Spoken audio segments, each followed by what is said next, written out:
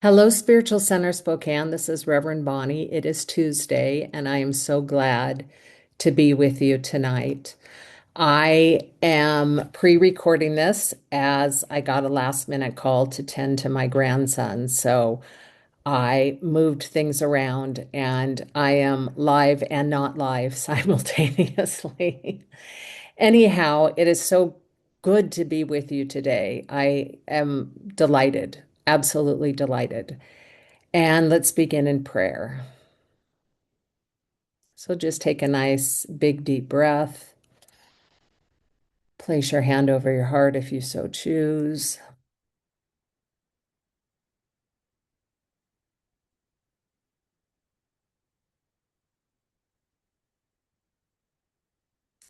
And feel your feet on the ground and the edge of your skin. And just remember that right where you are, the presence of God is. And so, right where you are, the presence of God is, right where I am, the presence of God is, for God is everywhere present.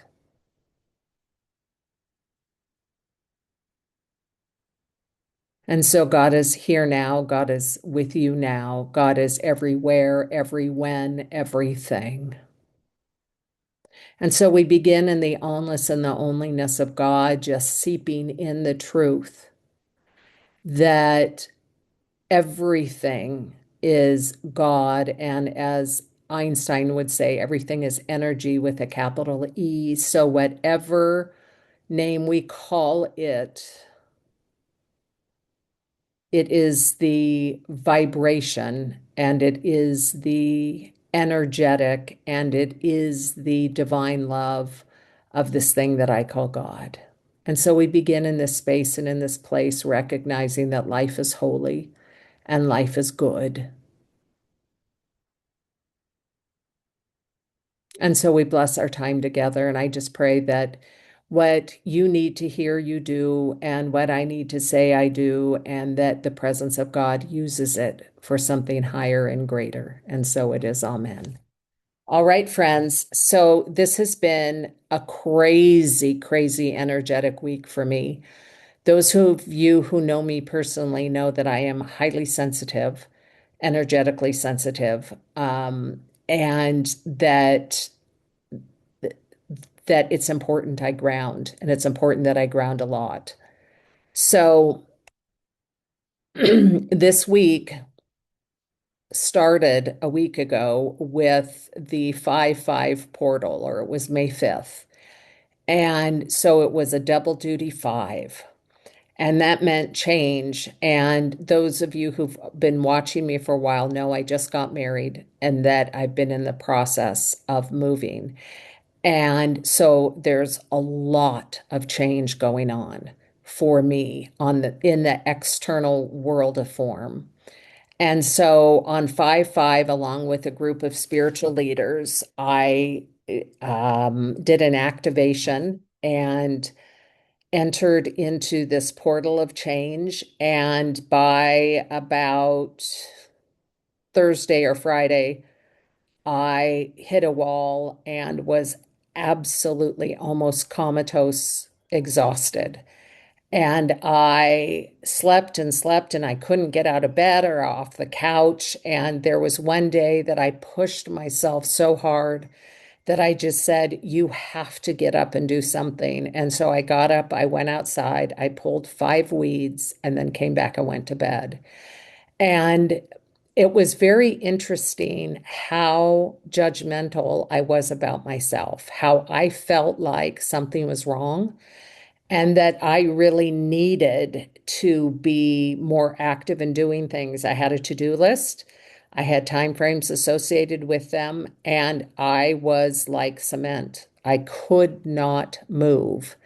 And I was making myself very wrong. And in my head, I was coming up with diagnoses and causes, and it just was so brutal. And then this morning, our group got back together again, and every single entire person in that group had the same experience I had, that part of the energetic shift that we were going through, allowed something new to be birthed or the process of that starting. And in the process of that starting, there was like an energetic drain, which was the shift of the old into the new. And so I had a week where I watched myself not give myself grace, which was my commitment last week, but I watched myself pushing myself like, you need to do this. This has to be done by this time. Go, go, go. And it was interesting then how judgmental I was towards myself and then towards others.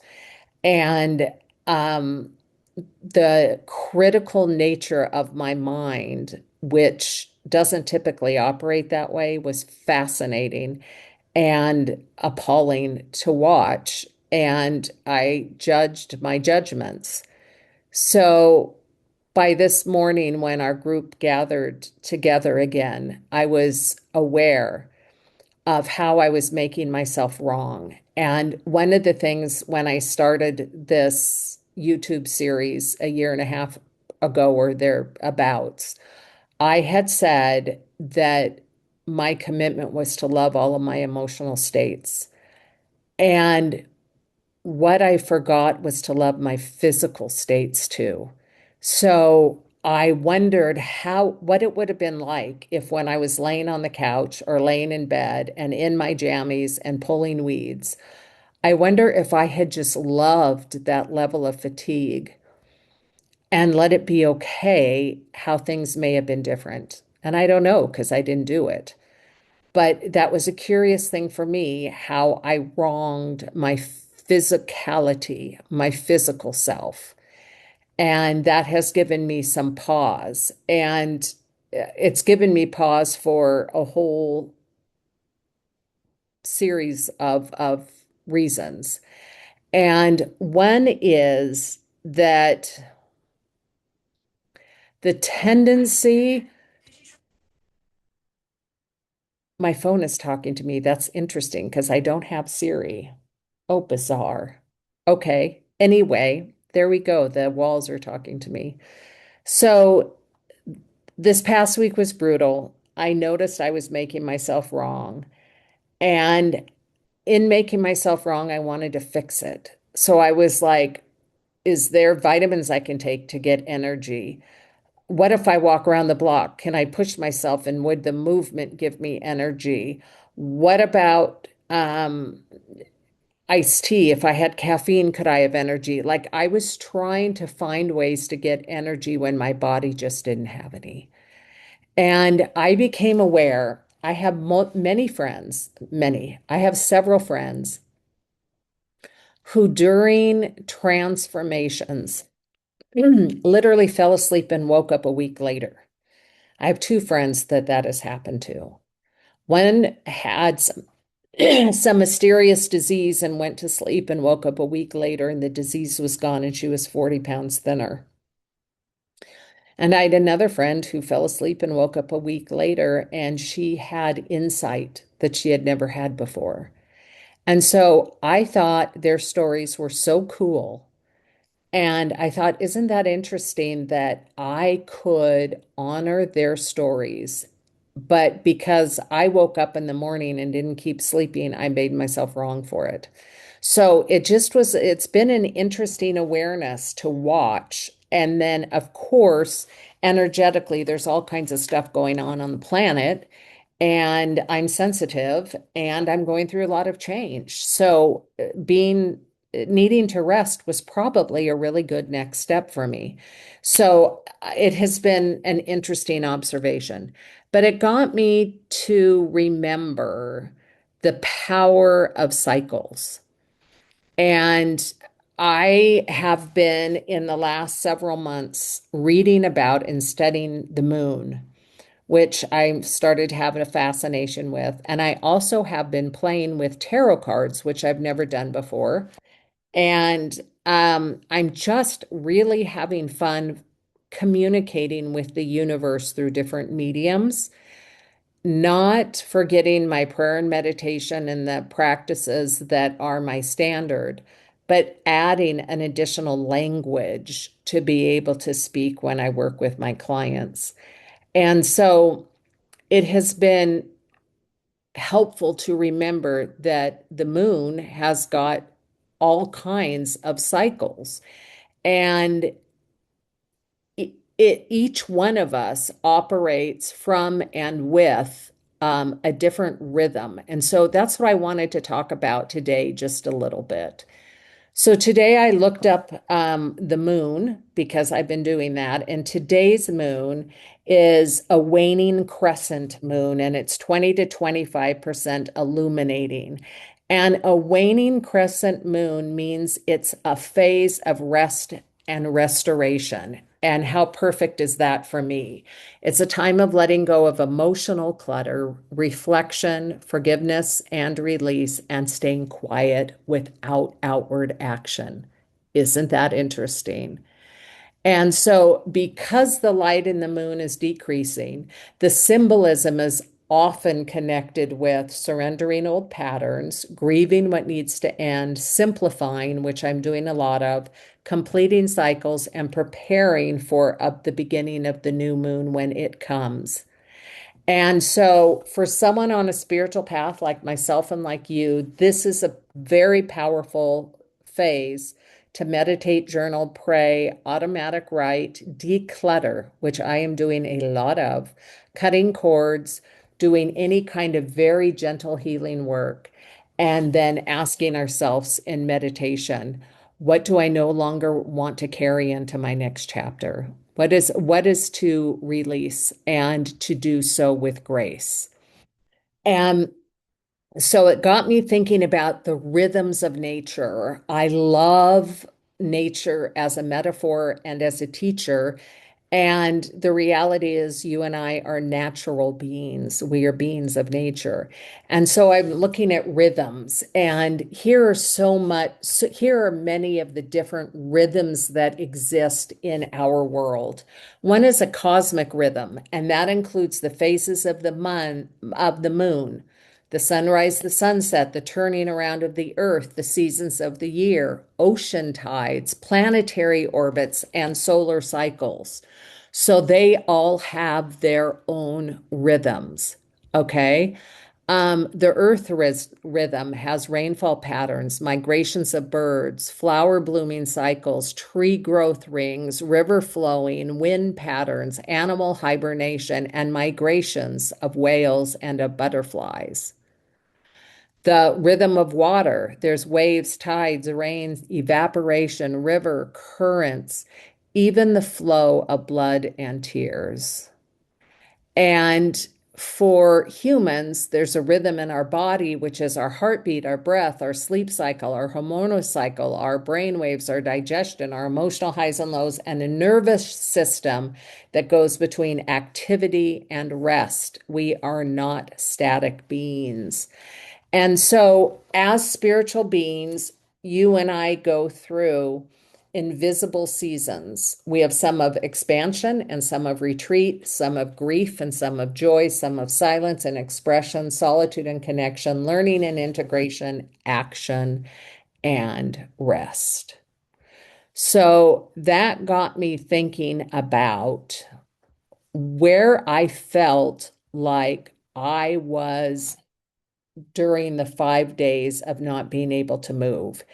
And I felt like our group had gone through a portal, and I was very much in an incubation stage where a lot was going on within me, and it was happening on its own, and I was a conduit for it.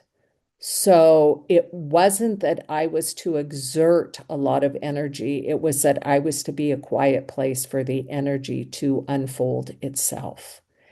And so that got me thinking about the rhythm of childbirth, of having a child. And we could see that there's the inception, which is the spark. And in my case, the inception was going through the portal. This phase can be inspiring, fragile, exciting, uncertain, sacred. There's the idea that something new is going to emerge through me. Then there's the incubation period, and that's what I feel like I've been through this last week. And so, what's happening during an incubation period is that roots are forming, cells are dividing, wisdom is gathering, identity is rearranging. And this was the time for me to receive and to relax, not to push. And where I made my error this week was being a pusher. And if I could take it back, I would not have pushed. I would have stayed on the couch and I would have loved it. I wouldn't have made excuses. I wouldn't have reported to my friends and family that I felt lethargic and depressed. I would have allowed instead the energy that was unfolding to unfold and to be a gracious host for it. So I have learned so much this week. The third stage of a pregnancy is the quickening. And in spirituality, there's the word quickening is used a lot. It's used a lot in Emma Curtis Hopkins' writings.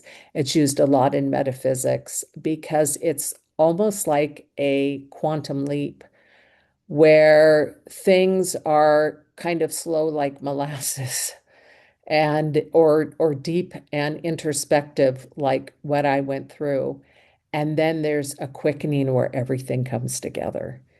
And it's the fruition of the miracle. There's synchronicities, momentum, a lot of emotional energy, signs, opportunities, and inner clarity.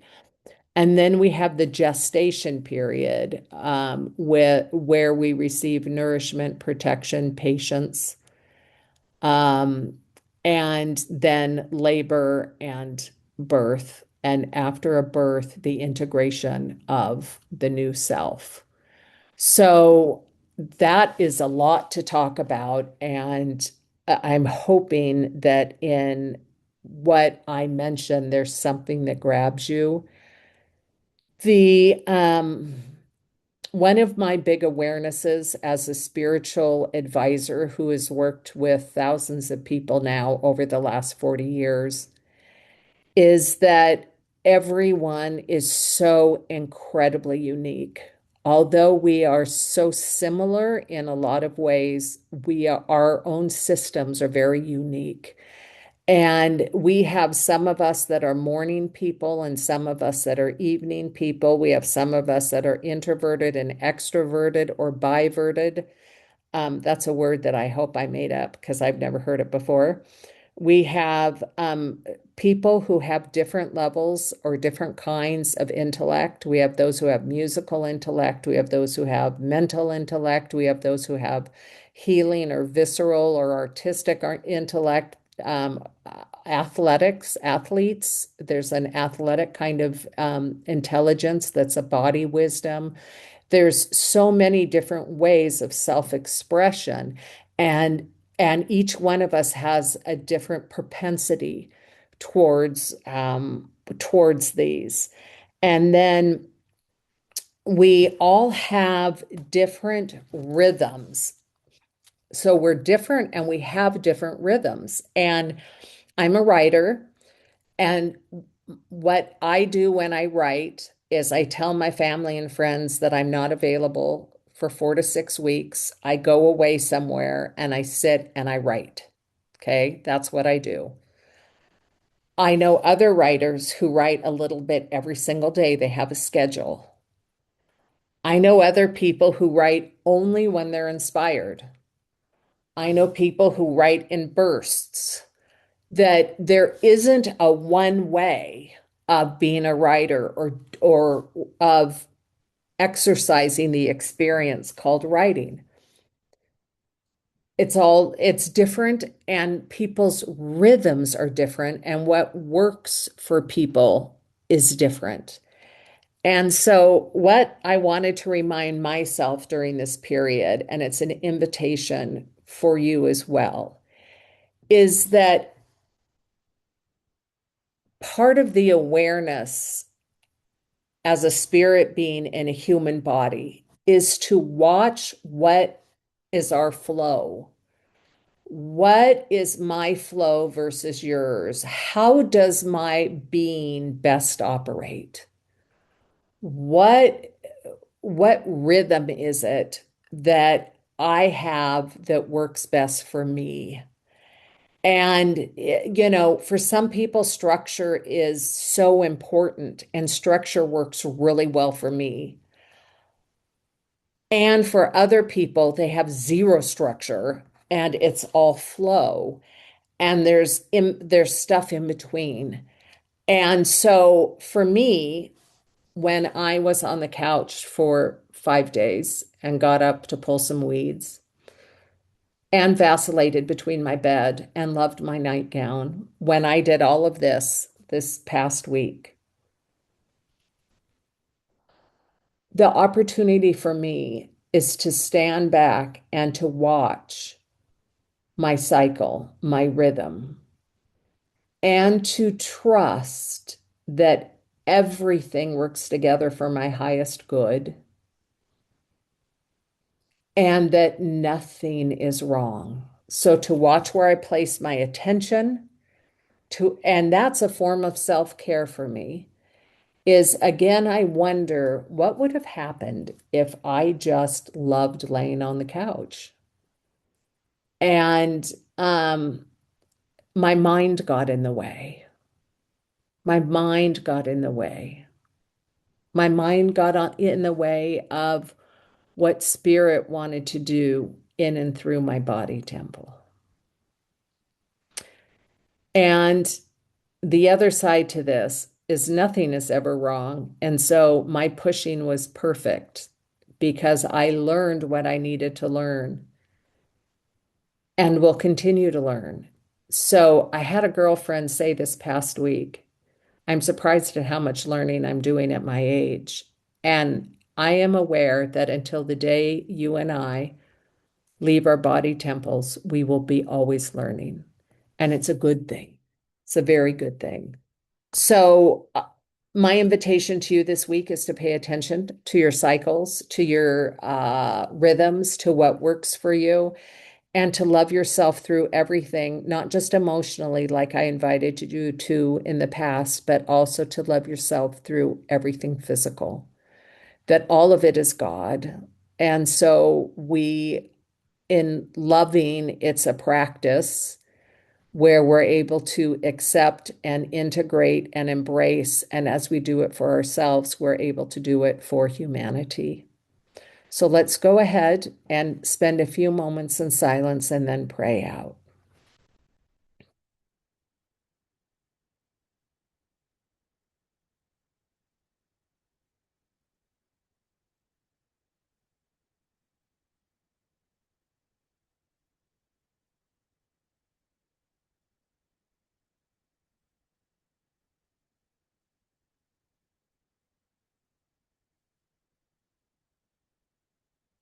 And so I invite you to once again be aware of your feet on the ground and just allow Mother Earth and its energy, its vibration to feed you, to hold you in a stable place, and to give you the concrete,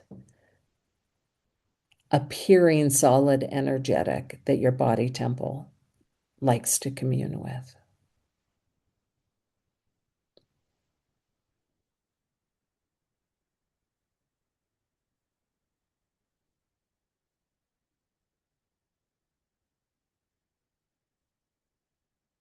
And as my feet are on the ground, I'm aware that the ground is holy and my feet are holy, and a communion is going on between the two.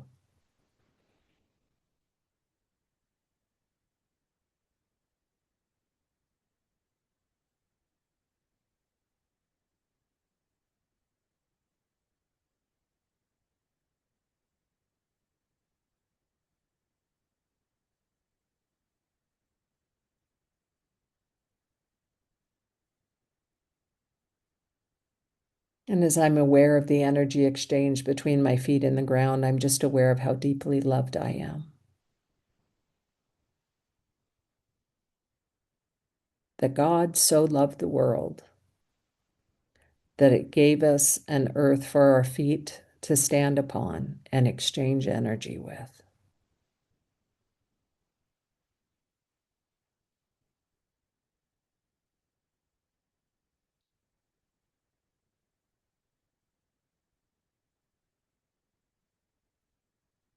And I just allow myself to feel that love in every single cell in my body temple, knowing that each and every one of my cells has an antenna within it, and that the channel is tuned to the divine spirit of love.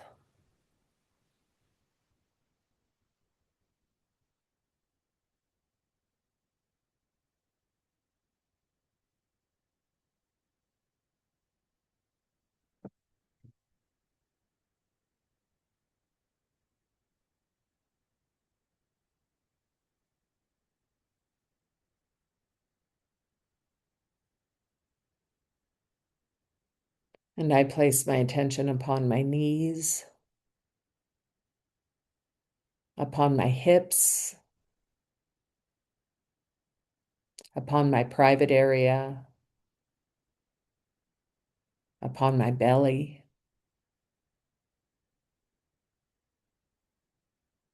upon my solar plexus,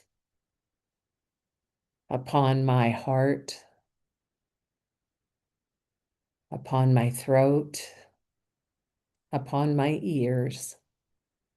I place my attention upon the third eye, my pineal gland, the top of my head.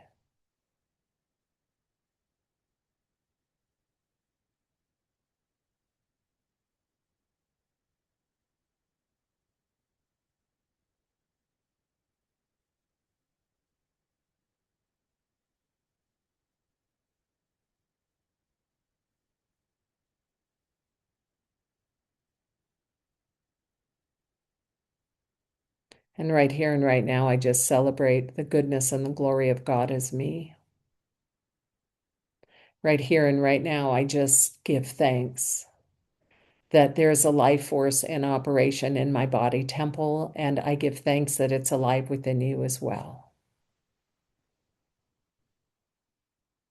I give thanks that this life force is fed by love,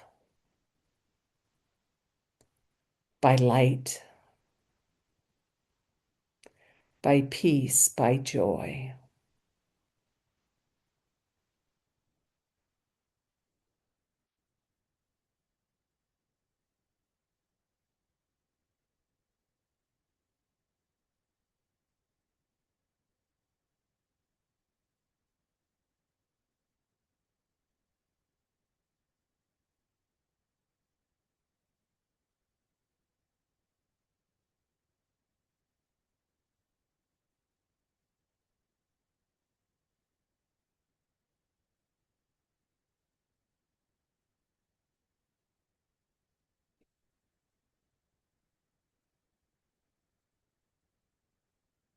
And I speak my word right here and right now for all of us who are here in this space, that health is the order of the day,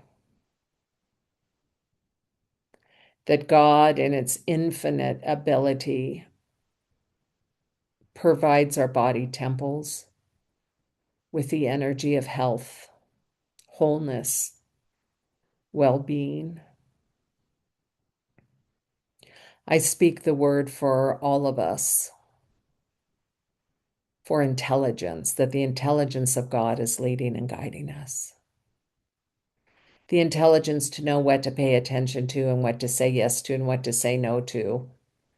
The intelligence of God that knows what it knows and knows what it needs to know when it needs to know it.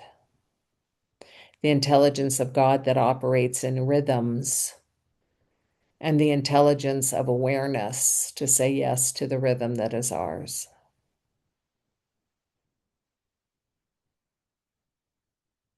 And I just give thanks that love and light is plentiful, and that as we take moments like these, we open to receive that love and light that we are and that is so abundant. And think of someone right now that you would like to send a blessing to. And I just give thanks right here and right now that the presence of God is always blessing, blessing, blessing, blessing, blessing. And so I send a special blessing to my grandson. I send a special blessing to my friends who have reached out and asked for